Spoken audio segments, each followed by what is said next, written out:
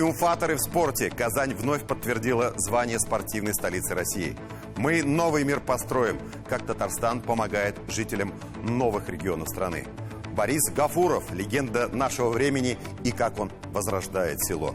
Люди, явления, события, которые привлекли внимание нашей команды на этой неделе. Здравствуйте, в эфире «7 дней», в студии Ильшат Аминов. Смотрите сегодня.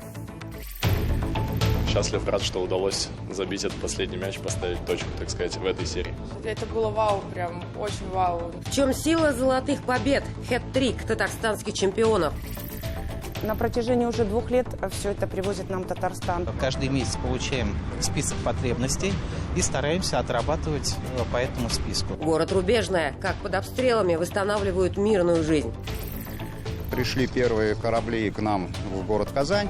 Загрузка, скажем так, процентов, наверное, на 85-90. Чувствуется такая Восток, Европа, все это соединение такое. Идем на рекорд. Как Татарстан открывает туристический сезон и чем готов удивлять гостей.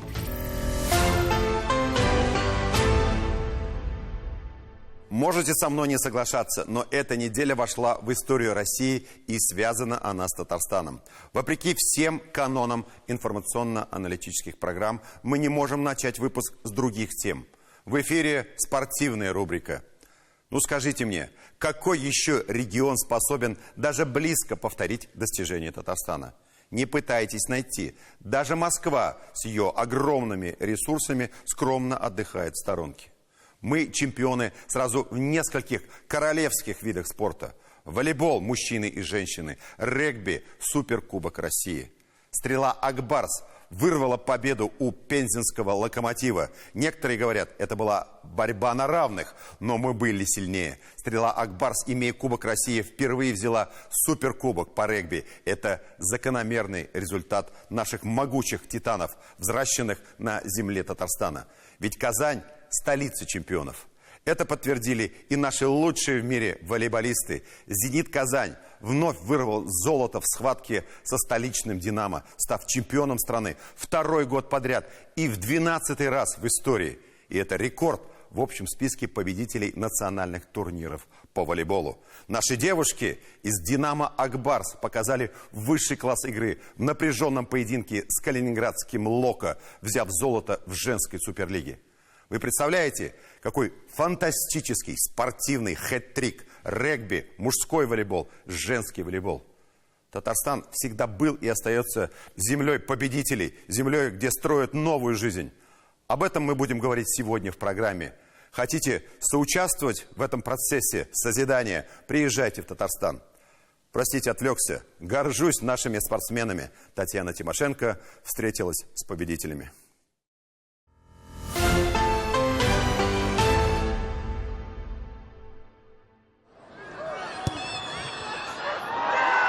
Стрела «Акбарс» и суперкубок России. Впервые наши регбисты взяли этот трофей. Буквально вырвали его у действующего чемпиона страны пензенского «Локомотива».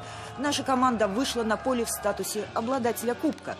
Финальный счет 19-19, серия пенальти и победа со счетом 3-1. Сейчас уже все, эмоции ушли, готовимся к следующему матчу. Сезон впереди, нужно забирать 3-й титул и уходить в отпуск на высокой ноте.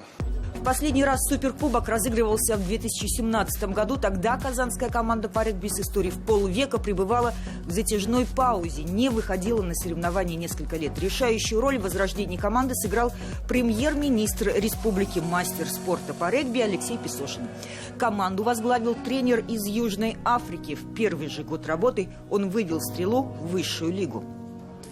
Мы немного медленно начинали, 4-5 лет потребовалось, чтобы выйти на тот уровень, на котором мы сейчас находимся. Но мы постепенно вышли на эту платформу в Татарстане. И это очень важно для развития регби.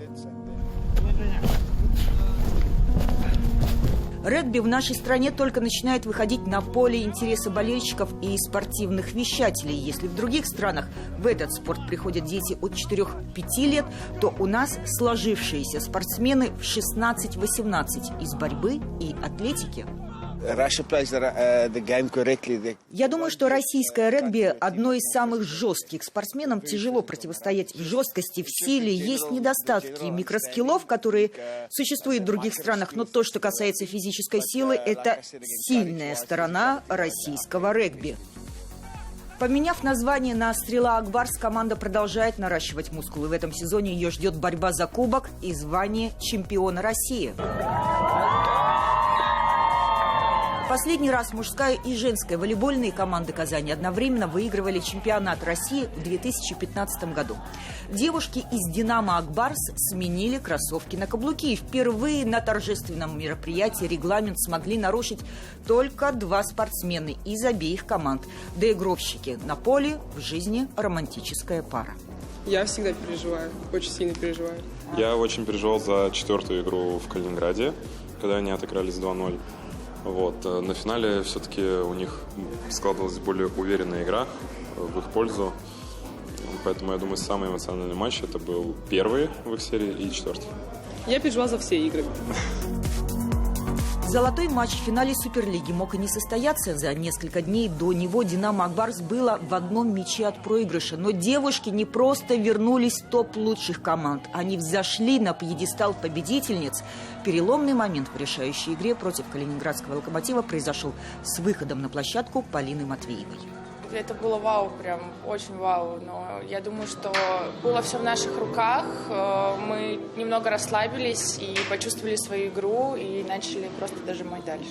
Теперь, наверное, это уже история и нужно готовиться к следующему сезону. Для тренера женской команды Зорана Терзича это награждение медалью за пределами его родной Сербии, несмотря на работу во многих странах, первое. Я был чемпионом 5 стран. В Сербии, Румении, Турции, России, Швейцарии. И работал в очень хорошими и большими клубами, но никогда не увидел такой клуб, как «Динамо Казань». В смысле организации, в смысле услова, в смысле это просто может быть только один клуб в мире так похожий. Это Vakifbank, турецкий, и это все. Это для меня просто было удивительно. Решающая игра со своим давним и принципиальным противником, московским «Динамо», поверженным и в прошлом году, шла по всем законам драматического жанра. Преимущества команд были минимальны.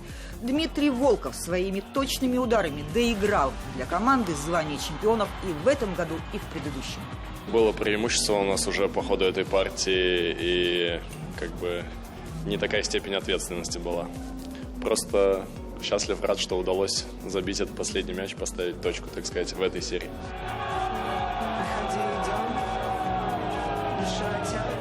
А Максим Михайлов, самый опытный и один из самых высоких игроков команды, стал чемпионом России в 9-й раз.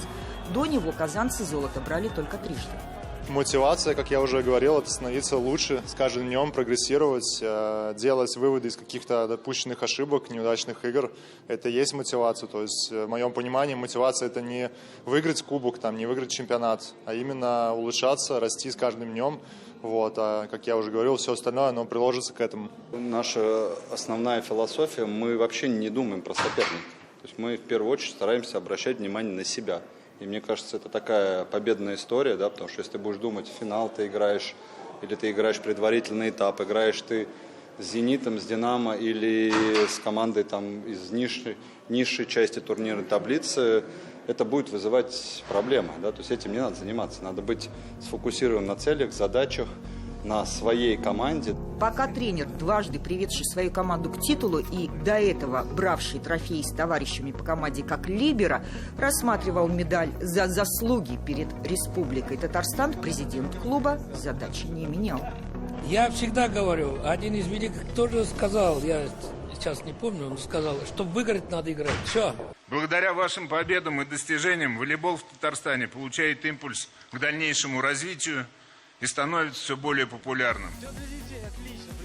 5-й чемпионский титул для «Синтеза» в год 50-летия казанского клуба. Красивый финал российского чемпионата по водному полу. Сделать золотой дубль будет возможность уже через неделю. В Казани пройдет финал Кубка России по водному полу. Кубок, вот он, золотые медали.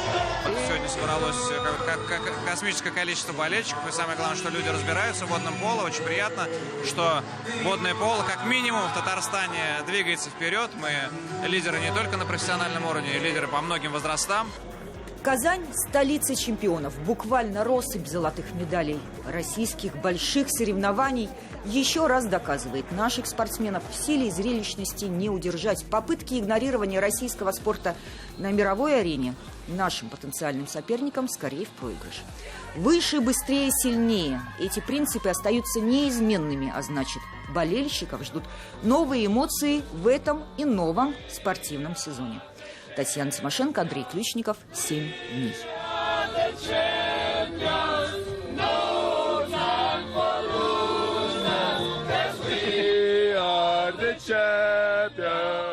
Продолжим тему победителей, тему созидания. Жители разрушенных городов Луганской Народной Республики регулярно получают гуманитарную помощь от Татарстана. На сегодняшний день это более 5000 тонн грузов, строительные материалы для восстановления подшефных городов Лисичанска и Рубежного, продукты питания, детская одежда, лекарства и даже свежие овощи.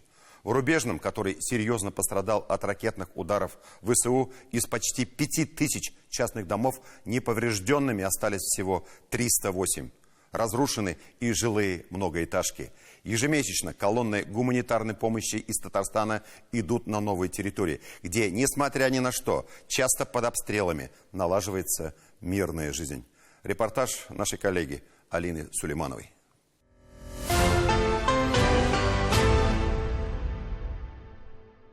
На протяжении уже 2 лет все это привозит нам Татарстан. Одежда для новорожденных, эти люлечки, эти постельные кроватки, все это Татарстан. В гуманитарный центр Рубежного приехала очередная партия груза из Республики Татарстан. В 6 фурах 102 тонны помощи для жителей подшефных городов Лисичанска и Рубежное. Это уже 21-я гуманитарная колонна, организованная Татарстанским региональным отделением партии «Единая Россия». Список необходимой помощи формируется Татарстаном, исходя из пожеланий от местного населения. И эта поддержка от регионального отделения партии помогает восстанавливать мирную жизнь в разрушенных городах. У нас вообще это работа на системной основе. Мы от Евгения Анатольевича Варакина, от его команды каждый месяц получаем список потребностей и стараемся отрабатывать по этому списку. Там есть и постоянные составляющие, те же продукты питания, детские, особенно вот товары, строительные материалы обязательно. А ведь еще 2 года назад, когда формировалась первая колонна помощи, никто и не ожидал, что эти рейсы за 1000 километров от дома станут регулярными, что желающих в Татарстане помочь, поддержать и принять участие в судьбе жителей Рубежного и Лисичанска настолько много. Первую колонну, там 4 фуры мы набрали, мы думали, это будет разовая акция. Но народ настолько широко откликнулся, и мы вышли вот на этот вот постоянный режим уже раз в месяц, целые такие большие колонны везем. Жителям разрушенных городов ЛНР помощь сегодня очень необходима. В Рубежном во время отступления ВСУ пострадали и многоэтажные жилые дома, и индивидуальные частные строения. Их в городе было 4615. Почти 1000 домов в результате ракетных ударов подлежит сносу. Неповрежденными остались всего 308. Внешне производит город очень тяжелое впечатление при въезде в город. Все разрушено. Этот город пострадал больше, чем Лисичанск. Нельзя однозначно говорить, какой из них больше пострадал. Они оба пострадали одинаково. Просто сопоставить размер разрушений невозможно. Здесь больше пострадал частный сектор в большем количестве, но больше сохранилось коммунальных сетей. В Лисичанске, наоборот, частный сектор почти не пострадал, но пострадали большие, крупные дома, многоэтажные, и очень сильно пострадала система коммунальных сетей. В Рубежном, так же, как и в Лисичанске, идут ремонтные работы поврежденных многоэтажных жилых домов. Взрывной волной вынесло окна, вот стекла, потом вот это изрешечено осколками от снарядов. Татарстанские бригады выполняют и строительные работы, и трудятся по устранению коммунальных аварий. В моем доме делают ремонт. Мы не ожидали, что такой объем работ. Куратор от нашей республики в подшефных городах Татарстана Евгений Варакин во время рабочих поездок и встреч получает обратную связь от жителей. Вот вы приехали сейчас на склады гуманитарной помощи, к вам люди сразу пошли. С какими просьбами, как правило, обращаются? Пенсионеры, как правило, просят лекарства, потому что здесь пока что не обеспечена аптечная сеть. Молодые мамы просят детское питание, памперсы, пеленки, несмотря ни на что. Жизнь продолжается, дети рождаются, и слава богу, и мы очень этому рады, поэтому будем стараться возить. Люди среднего возраста, они уже просят стройматериалы для того, чтобы тихо-тихо начинать восстанавливать свои частные дома. И с этим тоже пытаемся помогать. Несмотря на тяжелые времена, которые пришлось пережить жителям Рубежного, и несмотря на близость к линии боевого соприкосновения, настроение у жителей на подъеме. Сейчас, когда началась стройка, стройка грандиозная, очень настроение, оно сразу видно, как у населения поменялось настроение. Елена Соколова работает в социальной службе города. Сегодня она получает гуманитарную помощь из Татарстана не только для своей семьи, но и для пожилых людей старше 80 лет. Сколько человек таких в Рубежном? Очень много. И просятся на учет. Много стараемся, всех берем, никого не обижаем, помогаем. Я люблю свой город, я здесь родилась, я люблю людей здесь, меня все знают, я всех знаю, мне здесь хорошо. Вот нам пришлось так, но мы все переживем, и все будет у нас хорошо. Гордитесь тем, что вы россиянка? Конечно, конечно, слава Богу, я даже очень счастлива, я этого не могла дождаться. А вообще спасибо вам большое, что не забываете нас. Еще один вклад в восстановление мирной жизни в городе Рубежный – отремонтированные и оснащенные помещения местного отделения партии «Единая Россия». Ремонт проводило Татарстанское региональное отделение при поддержке Апастовского муниципального района Республики Татарстан. Здесь, конечно, было печальное зрелище. Это бывшее здание банка. Здесь стоял раскуроченный банкомат с выходом на улицу. Все было разгромлено. Шаг за шагом в подшефный город Татарстана возвращается мирная жизнь. Жительница Рубежного Татьяна Анатольевна оформляет сегодня российские документы в отремонтированном Республикой Татарстан здании МФЦ. Принцип одного окна, удобно. На вопрос, как жилось раньше, отвечает, не скрывая. Это же уже было невыносимо. Я раньше получала 2000 гривен. Мы не могли отапливаться. Только за одно отопление больше 2 месяцев надо было платить. Старички ходили бедные по этому рынку, встанут на эту рыбку, посмотрят. За мясо я уже не говорю. А тут радуешься, заходишь в магазин, тот же пенсионеры, смотришь, набирают полные эти пакеты продуктов. Ну разве сравнима жизнь, какая была тогда и сейчас? Хоть бы Путин дал, Господь нам, Путину дал здоровья побольше, долгих лет жизни, чтобы он мог с этим справиться. Вообще, спаси, Господи, Россию. Не помоги ей. Алина Сулейманова, Булат Абдульманов. 7 дней. Много еще нужно сделать на новых территориях, которые, по мнению наших корреспондентов, остались по уровню развития где-то на уровне 90-х годов прошлого века. Здесь уже строятся новые дороги, которые местные жители встречают с изумлением, восстанавливается инфраструктура. Но главное и самое важное, люди в этих регионах устали от войны. Им нужен мир и ощущение стабильности и безопасности. Нам, простите, даже трудно представить, каково это жить в таких нечеловеческих условиях постоянных обстрелов и угроз. Как-то незамеченной прошла дата 14 апреля 2014 года. 10 лет назад началась война на Донбассе. Киев развязал контртеррористическую операцию.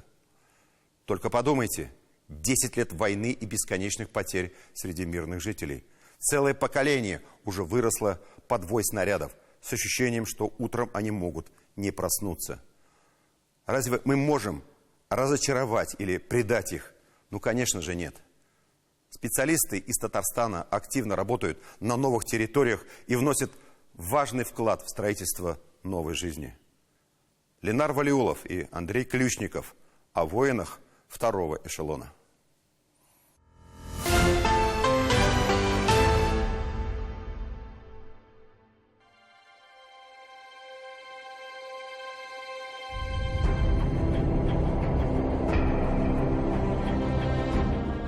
Город Бердянск Запорожской области. Население чуть более 100 тысяч человек. В советское время был известен своими детскими лагерями по всему побережью Азовского моря.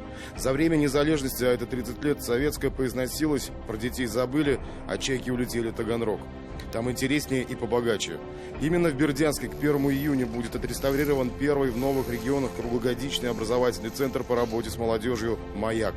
На сегодняшний день мы должны не только строить детские сады, не только строить дома жилые, не только строить дороги. Мы должны не только строить, мы должны еще и воспитывать. И вот, наверное, совершенно правильное решение было принято. Вот строить гуманитарные центры, в рамках которых мы молодежь воспитываем. По словам Айрата Сиддикова, кстати, специалист из Татарстана с большим опытом работы с молодежью у нас в республике, сегодня молодым людям в новых регионах необходимо интегрироваться в российское общество. Для них это новая культура, новый менталитет, абсолютно другие неевропейские ценности. Это будет от 14 до 35 лет. Это не только школьники, не только студенты, но это будут и молодые специалисты. Это будут и уже муниципальные служащие в том числе. Потому что, поверьте мне, что их надо учить. Их надо многому учить, многое рассказывать и многое давать новое. То, что они пока еще не знают. Вот для этого мы и работаем. Сейчас строительные работы первого этапа восстановления некогда большого лагеря, построенного еще в советское время, подходят к концу. Предполагается, что с началом лета центр готов будет принять порядка 300 человек. До конца года центр восстановят полностью. Это будет полноценный комплекс, где в этом году уже запланированы 4 мероприятия федерального уровня. Каждому, получается, корпусу будут своя визуализация цветовая. Соответственно, в этом корпусе будет сине-красная. В следующем корпусе будет желто-оранжевая. И везде есть как спортивные высказывания, так и литературные будут на стенах. Социальная работа с молодежью проводится и в наших подшефных городах, в Лисичанске и Рубежном. Учитывая богатый опыт в сфере развития спорта среди молодежи Татарстана, наши специалисты этот же опыт хотят реализовать и здесь. В результате боевых действий спортивная инфраструктура города была разрушена, и у детей не было возможности реализовать свой досуг. Но это не преграда. По указанию Раисы Республики в Лисичанске постепенно идет восстановление спортивных объектов. И у детей есть уже возможность сегодня ходить в первый отремонтированный спортзал. В этом спортзале занимается довольно много детей.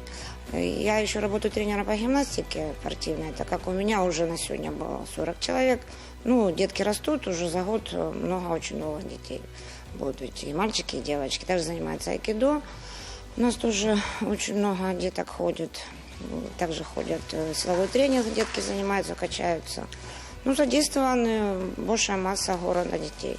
По словам начальника отдела молодежи и спорта города Лисичанск Ольги Лавской, во время боевых действий ВСУ ни в чем себя не ограничивали, уничтожая спортивные объекты. Здесь проходили боевые действия, в спортзал было несколько прилетов, разбиты окна были. Ну, плачевные действия тут не только потому, что были прилеты. Здесь у нас жили военные ЗСУ. Поэтому часть матов ушла, часть оборудования нашего ушла. Вот как бы маты использовались вместо матрасов и покинули наш спортзал. Ну и, естественно, конечно, разрушение в результате именно прямого попадания снарядов. По традиции в реализации спортивных проектов активное участие принимают и медийные личности. Например, Лисичанск и Рубежное посетил экс-нападающий казанского Акбарса Данис Зарипов. Он лично привез спортивный инвентарь для детей и пообщался с юными спортсменами. Хочется сейчас как-то совместно выработать ту программу, которая поможет им увеличить тренировочный процесс, так как вижу по их глазам, сейчас пообщались, и вижу, очень хотят, очень не хватает этого. Дети, которые 1,5 года были лишены радости детства, радости возможности заниматься спортом, сейчас ее приобретают, как я уже сказал, благодаря нашим именитым землякам.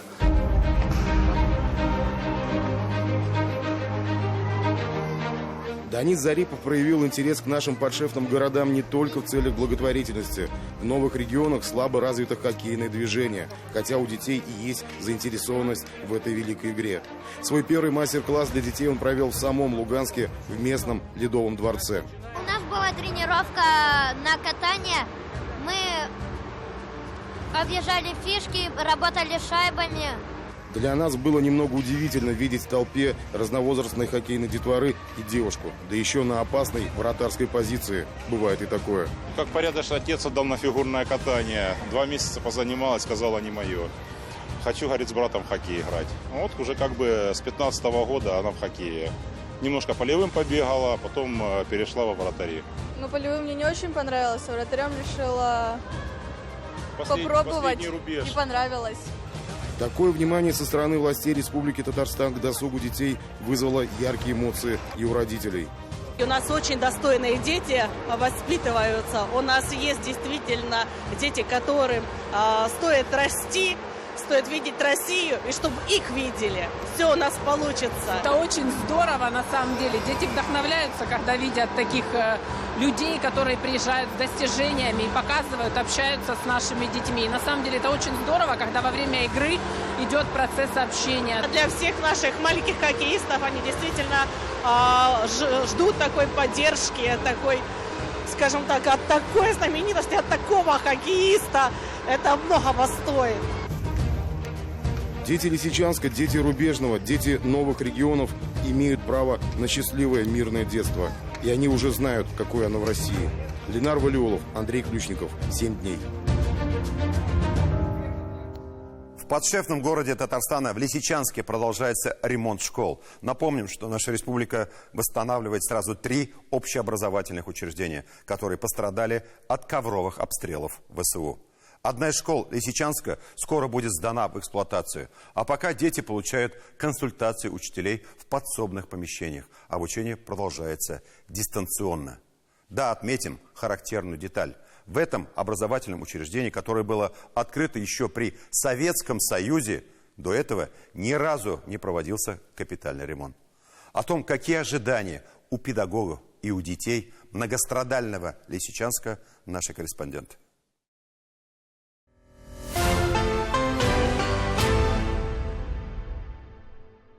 Учитель пишет тему, пишет, когда эта тема была. Ребенок это может переписать, перефотографировать. Учебный процесс в школах Лисичанска сегодня организован так.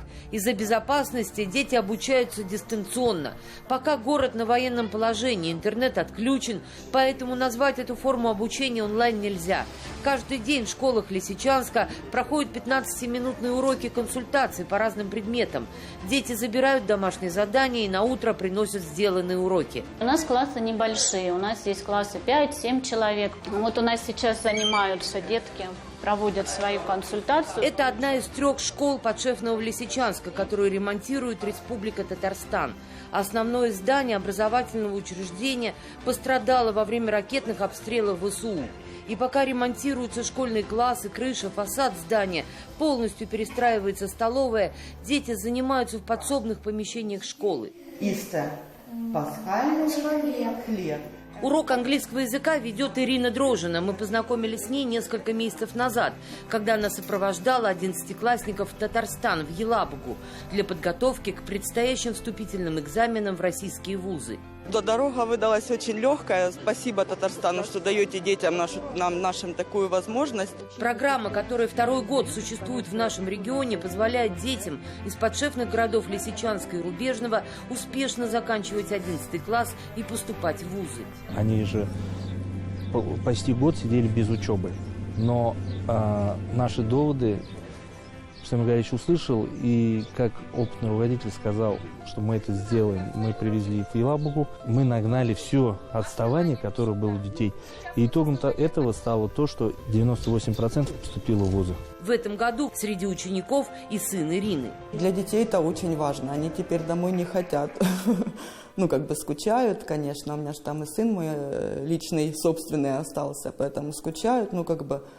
но все равно понимают, что надо доучиться, что надо, такая возможность у них предоставлена. Младшие братья и сестры остались учиться дома и сегодня с удовольствием делятся впечатлением старших об учебе в Татарстане. Кого сейчас старшие братья или сестры учатся в 11 классе в Елабуге? У меня. Им очень нравится там. У Алевтины Микильченко, замдиректора по воспитательной работе, тоже есть опыт поездки в Елабугу. Она вспоминает современные, оснащенные оборудованием учебные классы в Татарстане и очень ждет окончания ремонтных работ в родной школе, которую ведет наша республика. Мы были первооткрыватели. Наш 11 класс мы отвозили в 23-м году. Вы видели парты? Видели парты в кабинетах. Вот и думаем, что но у они нас же тоже вообще не похожи. вообще абсолютно отличаются. Да, есть да. надежда, что у вас будут такие же Очень хотим сидеть за такими партами. Даже сами. И сами тоже. За полувековую историю Лисичанской школы это первый капитальный ремонт. Здание было введено в эксплуатацию еще при Советском Союзе, и оснащение учебных классов и мебель за это время ни разу не менялись. Этой мебели, получается, уже 50 лет? Да, потому что мебель не менялась. А почему Министерство просвещения не выделяло деньги на ремонт школы? Не финансировали. Впервые, что такой колоссальный ремонт, полностью все с нуля при Украине. Косметический ремонт мы делали своими силами. Где-то подклеить, где-то подкрасить. Обои на стенах и дверные проемы учителя 50 лет подкрашивали сами. Боролись за жизнь школы в одиночку, без поддержки государства. На первом этаже видно, как вы боролись за школу. Да. Всеми силами, всеми правдами и неправдами, конечно, мы поддерживали косметический ремонт. Отдельная история, как Республике Татарстан приходилось восстанавливать отопление в разрушенных ударами ВСУ зданиях школ. Школа не была у нас в программе. Благодаря помощи республики мы смогли к ней протянуть новый трубопровод 540 метров и запитать ее теплом. Иногда учителя позволяют детям глазком взглянуть на будущие классы, в котором им предстоит учиться. Сегодня с нами на экскурсии младшая дочь учителя русского языка и литературы Оксаны Веретенниковой. Все дети знают, что ремонт проводится благодаря поддержке Республики Татарстан. И очень большие слова благодарности хочется высказать всем, кто и финансирует, и творчески подходит к данному вопросу, к ремонту. Учителям, которые преподают в подшефных городах Татарстана, переживших ракетные удары, голод и потери, сегодня выпала нелегкая миссия – быть для своих учеников не просто учителем или наставником, быть для них другом, смелым и сильным. Знаете, наверное, самое страшное – это то, что нашим детям пришлось пережить эту трагедию. И вот даже я столкнулась с такой ситуацией, момент у нас был, когда мы на уроке литературы разбирали произведение «Танкист», и на вопрос, что хотел автор передать стихотворением, мальчик встал и сказал, говорит, это то, что сейчас происходит у нас. Совсем скоро здание новой школы будет открыто для учебного процесса. Мощность образовательного учреждения возросла до 700 мест. Однако пока в школу уходит учиться лишь 104 ребенка. Но каждый день жители Лисичанска возвращаются домой. И вскоре эти просторные отремонтированные классы будут очень востребованы. В этом сомнений нет. Это Россия, это наши люди. Здесь на сегодняшний день 32 тысячи человек.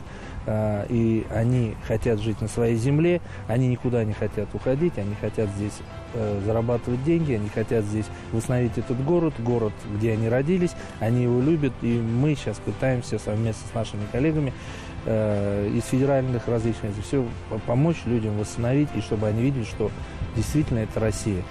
Алина Сулейманова, Андрей Ключников, 7 дней.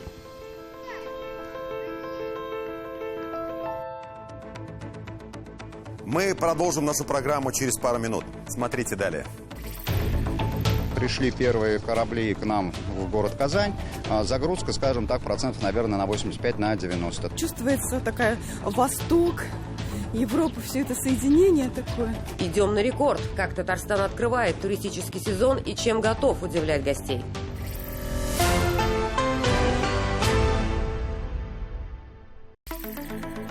Рустам Минниханов посетил национальный праздник Туркменистана – День Ахалтекинского скакуна. Визит состоялся по приглашению руководства страны. Помимо культурной программы прошли деловые встречи. Раис республики провел переговоры с президентом Туркменистана Сердаром Бердымухамедовым.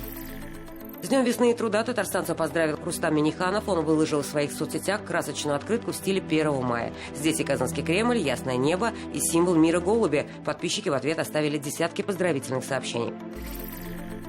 Председатель Госсовета Фарид Мухаммедшин также поздравил татарстанцев с 1 мая. Наша республика славится своим трудолюбивым и гостеприимным народом. Мы отдаем дань глубокого уважения ветеранам, представителям трудовых династий, всем людям, чей созидательный труд служит укреплению экономического, научного и промышленно-технологического фундамента нашей многонациональной Родины.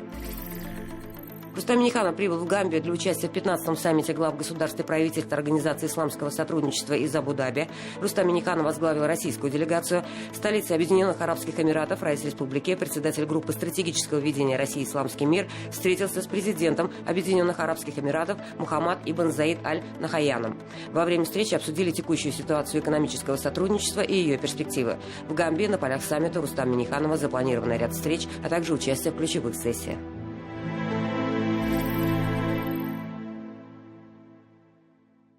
Мы продолжаем программу «7 дней». На этой неделе свое 70-летие отметил известный татарский писатель, журналист, лауреат Тукаевской премии Вахид Имамов. В пятницу в театре имени Тинчурина состоялось торжественное чествование юбиляра. Выступая перед собравшимися, герой вечера сказал очень проникновенные слова. Писатель, публицист Вахид Имамов, глубоко преданный своему народу, всю жизнь свою посвятивший сохранению, развитию татарского языка и татарской культуры, заявил со сцены, что он, как писатель, не может чувствовать себя счастливым, видя несчастье своего народа, видя, как наши дети перестают разговаривать на родном языке, как уменьшается количество школ с преподаванием на татарском языке. Я видел, Вахид Имамов говорил с болью в сердце. Он выразил веру в то, что когда-нибудь татарский народ вновь поднимется с колен и продолжит начатый в 90-х процесс национального возрождения. Новые поколения осознают, что мы великий народ, который имеет священное право на свой язык, свою культуру и будущее. Слова Вахида Имамова вызвали очень горячий отклик у всех собравшихся в зале. Овации всколыхнули старые стены театра имени Карима Тинчурина. Потому что эти мысли не дают покоя каждому из нас. К другим темам. В самых разных кругах нашего общества мы очень часто задаемся вопросом, как сберечь село, где сегодня в наибольшей степени сохраняются наш язык, обычаи и культура. Ответ на этот вопрос лежит на поверхности. Зачастую люди уезжают не в большие мегаполисы, а в районные центры, в небольшие городки, где и условия жизни лучше, и образовательные учреждения сильнее. И главное, есть работа, а значит зарплата, а значит есть возможность жить и строить свое будущее. За последние несколько десятилетий в деревнях и селах Татарстана сделано много для улучшения качества жизни. Давайте это признаем. Есть газ, есть вода, строятся детские сады, проводится капитальный ремонт общественных зданий, возводятся новые дома культуры. Это, конечно, хорошо, но, на мой взгляд, нет ничего важнее справедливой оценки труда сельских жителей. Вопрос. Когда, наконец, изменится понимание государства, что литр закупочного молока не может стоить 20 рублей, а продаваться за 80? Что килограмм мяса не может закупаться за 12 рублей, а продаваться за 700-800 рублей? Наш современник Борис Гафуров знает, как сохранить деревню, знает, что такое сельский труд и какова его реальная стоимость. О том, как живет деревня Малая Цельна Дрожжановского района, наш следующий материал.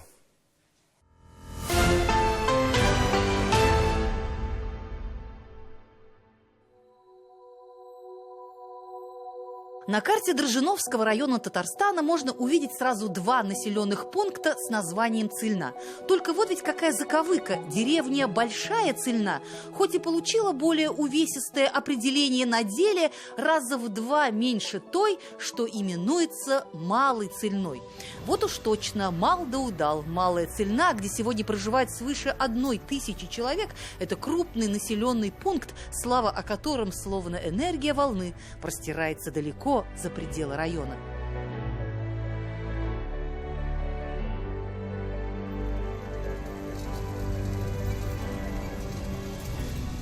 Каждый год с наступлением ранней весны на полях Малой Цельны раздается вновь рев, гул и рокот тракторов. Сахарная свекла – культура хоть и на вкус сладкая, а мякоть нежная, но отнюдь не изнеженная. В довольно суровых климатических условиях миндальничать с ней не привыкли. Высеивают семена одними из первых, как только с полей сходит снег. Сельхозугодья сравнительно небольшие, но с каждого такого гектара в Малой Цельне по осени собирают 650 центнеров сахарной свеклы. Это на минуту самые большие показатели в республике. Мы агрономы структуру составляем и планируем, что сеять. Потом директором это обсуждаем, что к чему. И потом чуть корректировка, если надо будет, корректировку делаем. Сказал же, на 100 гектаров увеличили пассивную площадь сахарной свеклы, и для нас это выгодно. Говорят, что в сельском хозяйстве все зависит от грамотного планирования. Сколько зерен класть в каждую борозду, когда и как вносить удобрения, как чередовать культуры. Для высокой урожайности нужны оптимальные условия и в идеале полный цикл производства. В Малой Цельне сегодня успешно развивается и собственное молочное и мясное животноводство. Многое из того, что выращивают на полях, идет на откорм. В хозяйстве свыше 3000 голов крупнорогатого скота. У них своя технология кормления, свой местный сбалансированный рацион и, что немаловажно, выгодное сезонное предложение для молодняка, который с приходом лета отправляется на отдых на вольные хлеба. С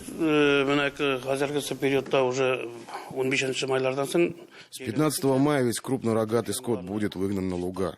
У нас свои пастбища, природные богатства, свежая трава. Все лето коровы на вольном выпасе. Все фермы пройдут чистку, дезинфекцию и обработку. Зерно, пшеница, гречь, это ячмень, гречих, горох, все. Кормовые культуры. Все есть у вас, да? Все есть у нас. Рабочий персонал, это достаточно или нет? Достаточно. Да, полностью достаточно обеспечено. Сколько сегодня людей работают? У нас всего сегодня работает около 200 человек работает.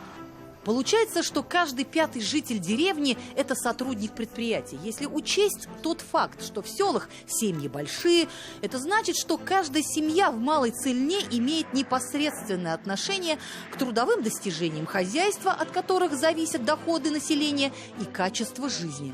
В деревне сейчас созданы все условия. Я его, как сказал, в 1995 году уже завершили полностью газификацию села.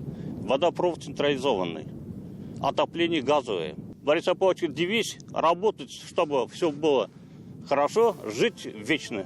Вот уж точно не место красит человека, а человек место. Как сложилась бы судьба этой деревни, если бы 35 лет тому назад сюда по партийному распределению не был бы направлен обычный школьный учитель биологии Борис Гафуров.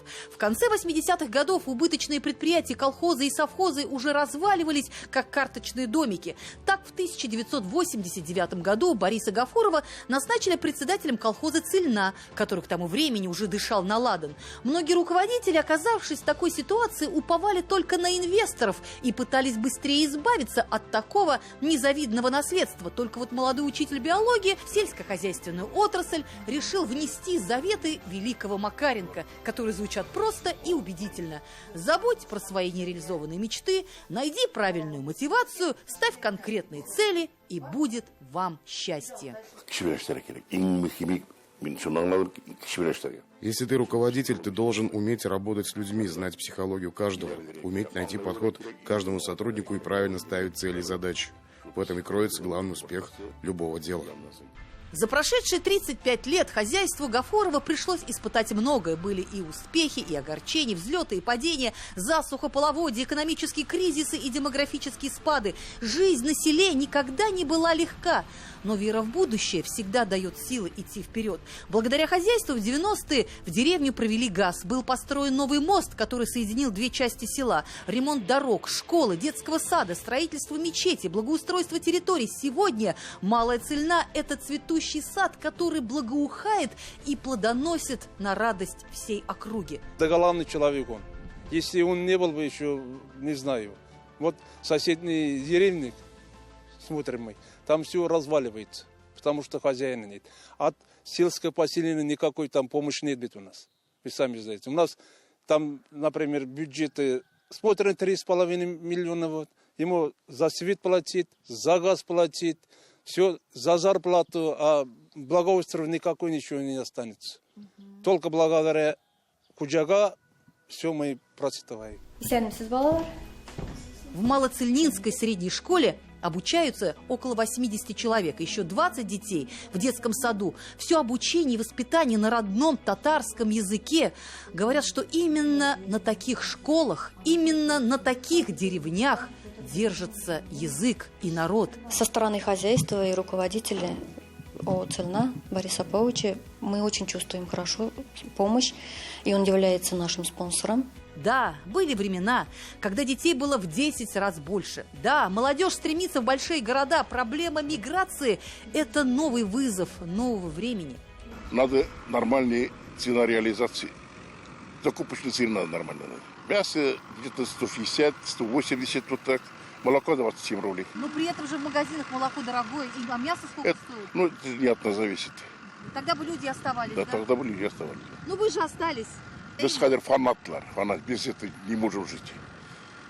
Казан бываем мы не можем ночевать, нам воздуха не хватает. Вот деревянский воздух надо. Но не зря отец дал ему имя Борис, в честь своего друга, спасшего ему жизнь на фронте. Он не привык сдаваться перед трудностями. Там, где отступило множество других, он будет идти до конца и будет верен своему главному жизненному принципу. Земля дорогая, земля золотая, потому что земля родная. Эльзира Юзаева и Андрей Ключников. 7 дней.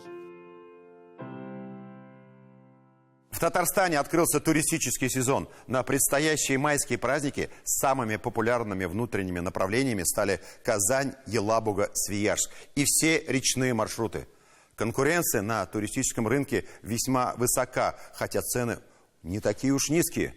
Татарстан в последние 3 года бьет рекорды по посещаемости. Еще в 2022 году, по данным Росстата, Татарстан вышел на 1-е место по объему туристического потока в Приволжском федеральном округе. За нами Нижегородская и Самарская области.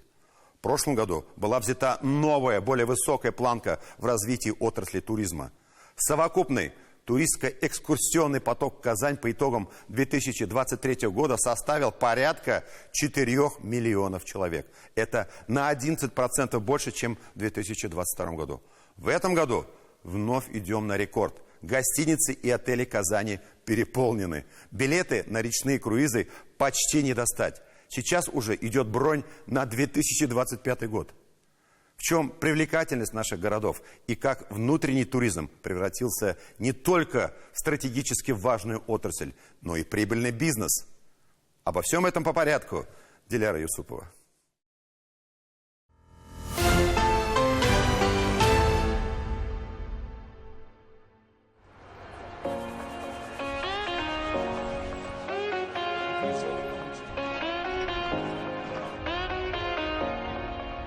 Если хотите оценить туристическую привлекательность города, приходите на набережную. Здесь всегда толпы народу. Половина из них, конечно, не местные. Еще один маркер – катамараны и лодки на воде. Если плывут даже в такую пасмурную погоду, как сейчас, то точно туристический сезон начался. Лодочные станции – золотая жила для предпринимателей. Законность этого места, правда, сейчас оспаривается судом, но туристам нравится. Какая набережная без лодок на прокат? Как только выходит солнце, здесь не протолкнуться.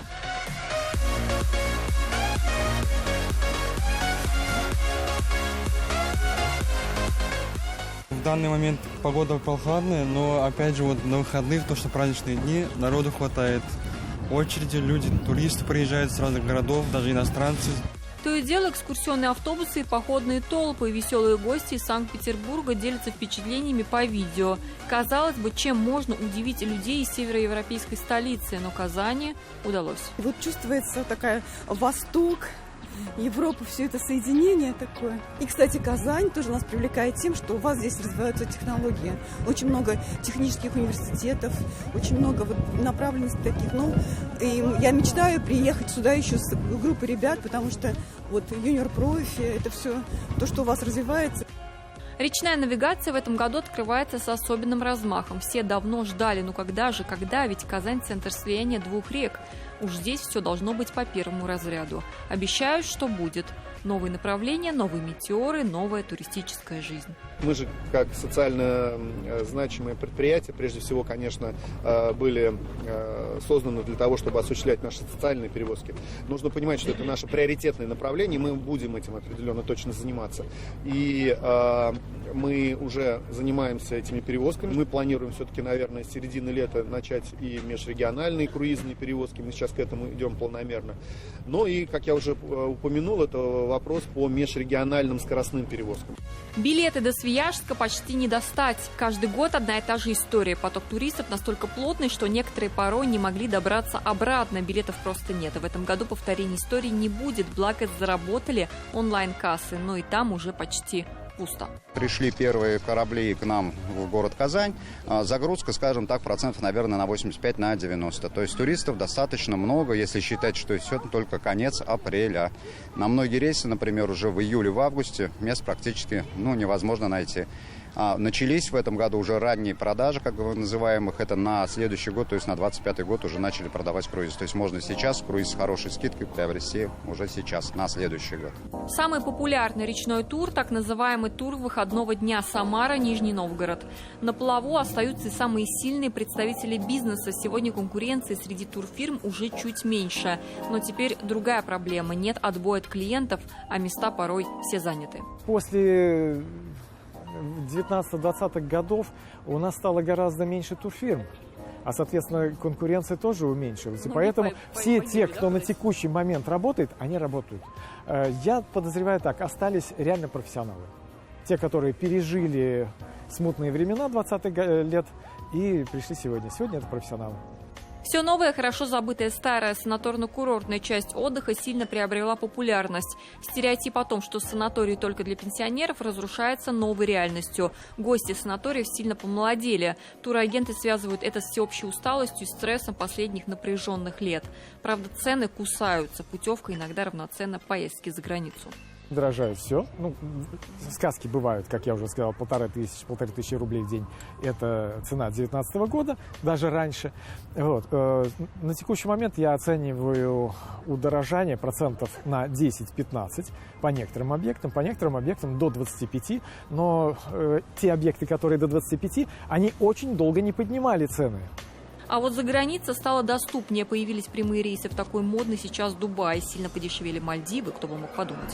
Но тенденция последних лет – российские города. В стране резкий подъем патриотизма и, как ни странно, сервиса. Но многих возмущает Европа, порой дешевле наших курортов. Вот представьте, мне всегда говорят, вот по Европе отдыхать дешево, да? Но представьте, европейские государства, они находятся рядом друг с другом. И поэтому перелеты у них очень маленькие расстояния. А Россия наша огромная. Представьте, если мы сейчас с вами полетим на Камчатку. Кстати, очень популярное направление. У нас в том году туристы были, в восторге прилетели.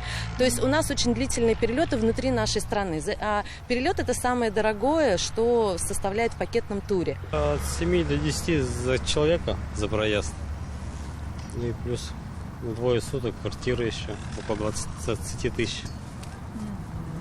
Да нет, нормально, в принципе. Да можно вам ехать, и недорого у вас.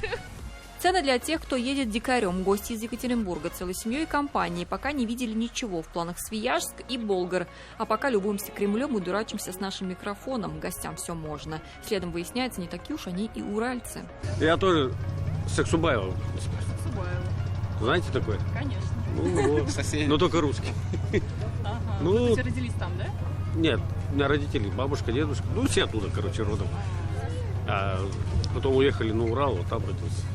Казань, впрочем, готовится принимать гостей. Впереди Казань-форум и игры БРИКС. Для Казани такая подготовка уже привычное дело. В этом году мы понимаем, что у нас уже как таковой сезон начался еще в феврале, когда были игры. Да, вот, поэтому мы в целом готовы. Мест хватит, но мы в любом случае полагаем, что у нас откроются новые объекты. Поэтому, я думаю, увеличение номерного фонда оно будет по Казани. 2023 год называют реваншем для индустрии туризма и гостеприимства. После отмены карантинных ограничений туристы, соскучившись по новым впечатлениям, отправляются в путь. Эта тенденция сохранится и в 2024 году. Теперь истосковавшиеся по поездкам туристы готовы тратить даже больше, чем раньше. Диляра Юсупова, Роман Безменов, 7 дней. На этом у нас все. Всех православных со светлым днем Пасхи. Этот великий праздник говорит прежде всего о мире, о возрождении, о созидании, о победе жизни над смертью. Всем наилучшие пожелания. Барахзгада им изготеляклер. Встретимся через неделю.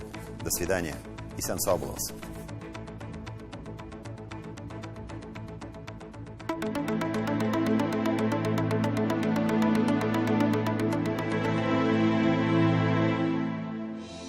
Здравствуйте, Исянмысыз, в студии Динар Бадрудинов. На предстоящей неделе в Татарстане погода будет неустойчивой. Сейчас подробнее. По данным сервиса Яндекс.Погода, на северо-востоке Татарстана в первый день недели обещают дожди. Днем около 7, ночью около 4 градусов тепла. Затем наступит прояснение. Температура поднимется до 10-13 градусов.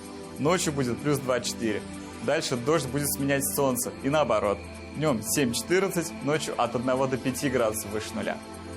На юго-востоке дождей будет больше, только во вторник и выходные обещают прояснение. Температура от 6 до 14 градусов днем и от 0 до 6 градусов тепла ночью. В центре республики примерно такая же картина. В понедельник дождь и 8 градусов днем. Затем 2 дня будет светить солнце, температура поднимется до 12 градусов. Почти всю оставшуюся неделю дожди, они прекратятся только в воскресенье. Температура поднимется от 6-7 градусов до 15. Ночью минимальная температура 0 градусов, максимальная плюс 5. На юго-западе Татарстана только в середине недели выглянет солнце. И в начале, и в конце недели будут идти дожди. Температура от 6 до 14 градусов со знаком плюс. Ночью от 1 до 6 тепла. На северо-западе республики и в столице Татарстана всего 2 дня ожидается прояснение. Другие дни прогнозируют дожди. Днем от 7 до 14, ночью от 1 до 5 градусов выше нуля. Это все о погоде на ближайшие 7 дней. Всем хорошего настроения. И пусть прохлада и дожди не испортят вам праздничного настроения. Всего доброго. Аталаргас умышлосы.